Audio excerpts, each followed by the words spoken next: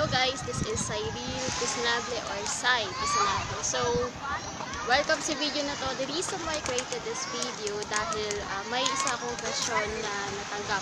Kung kakasimula ko pa lang daw sa ginagawa kong business ng online marketing, ano daw yung pinakaunang gagawin ko? Well, ang pinakaunang gagawin ko is of course, makinig sa mga mentors ko at tapusin yung orientation training kung wala pa akong knowledge about online marketing. And yung next na gagawin ko is mag-focus ako sa pag-send ng traffic sa kung anong offer man meron ako or kung anong business na meron ako. Kasi, again, online marketing is, para sa akin yung importante is about traffic.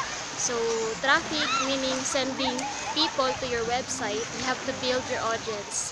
Kasi kung hindi ka makapag-build ng audience mo, wala kang taong i-engage at wala kang taong i-convert. So again, importante ang traffic to engage with your audience or to build your audience na maging customers mo in the near future. Okay? So again, yun yung gagawin ko and I hope na clear yun sa inyo. Lalo na kung kakasimula mo pa lang sa ganitong business at sa network marketing or online marketing ng business, just focus on sending traffic or sending people to your offer, to your website, or to any of your business. Alright? So thank you so much for watching this video and have a great and wonderful day. Bye for now.